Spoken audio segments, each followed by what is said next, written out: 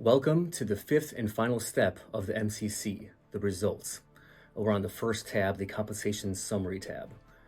The results is where we show you your equivalent income needed to replace your current military compensation. It goes through all the calculations and all the exercises to show you what you need to earn to maintain the same take-home pay. And before we go into the tabs here, just want to briefly mention why this is kind of challenging. We have income tax benefits, advantages, and benefits. So the income tax advantages for military folks are twofold. One is we don't pay any taxes on our allowances. So no federal, FICA, or state income tax is owed on BAH, BAS, and other allowances. That alone is thousands of dollars of income tax savings. The other income tax advantage is we can domicile in any state that we are stationed in. So even as we PCS around, you can maintain that low or no income tax state of Florida, Texas, Nevada, Alaska, those types, even if you live elsewhere. As civilians, you typically have to pay income taxes in the state you live in. So that is a second advantage of income taxes. And then the other advantage and other challenge of computing this is the benefits. Benefits vary case by case. Some service members use a lot of benefits on base, but some don't. And so it's really an individualized thing you have to sort through and think through to see how much value you place on the various benefits offered. Okay, with all that in mind, let's get into the first tab, the compensation summary tab. The compensation summary tab quantifies those income tax advantages and the benefits that you selected, showing you an equivalent salary you need to earn as a civilian to replace your current military compensation. One note that this number that it shows does not necessarily reflect the current market rate for a civilian job. However, you can use this tool as a benchmark for budgeting. So let's confirm that our inputs are the correct here across the top. We've got the Air Force Captain, pay grade 03, 8 or more years in service, married filing jointly, tax filing status, zip code for BAH, he has 2 dependents, and we're doing tax year 2023. And with all his inputs he put in, the number he needs to earn after he gets out is $178,579. So how do we arrive at that number? This top chart here shows the breakdown of all the calculations required. And so what we do is, before we go into the details of the chart, we have to separate taxable income versus not taxable income. So for military, taxable income is military pays, base pay, foreign language pay, other pays.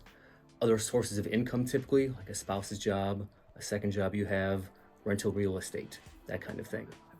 And then our non-taxable compensation or income is the allowances, BAH, BAS, and other allowances. And if you're in the BRS, the retirement match they put into your TSP, that's also exempt from taxes. So you have to separate those two. So on the left column here of this box here, we walk you through that. So at the top, we start with our military pays. We had any other income. So military pays was a captain, and he had foreign language pay as well. His spouse earned $50,000 at a job. So their gross taxable income, so the taxable portion, is $139,046.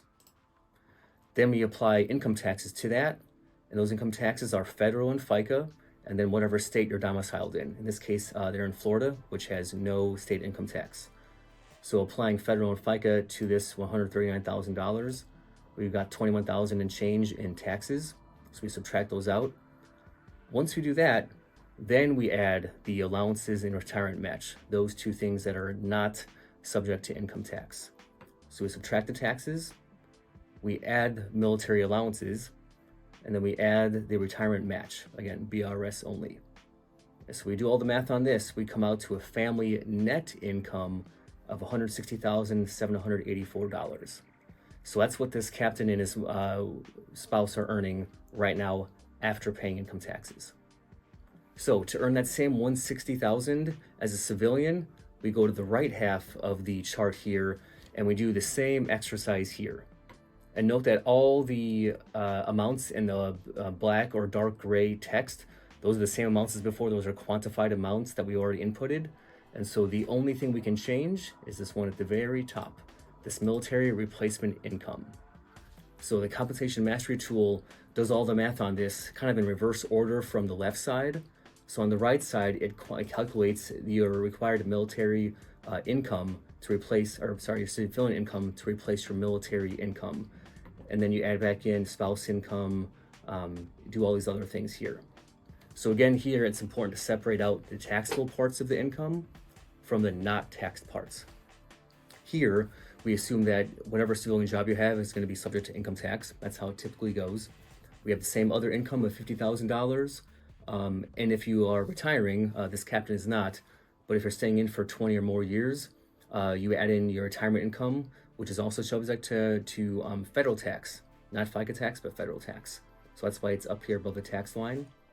And then we subtract out the estimated healthcare premiums that you might have as a civilian, because that comes out of pre-tax dollars.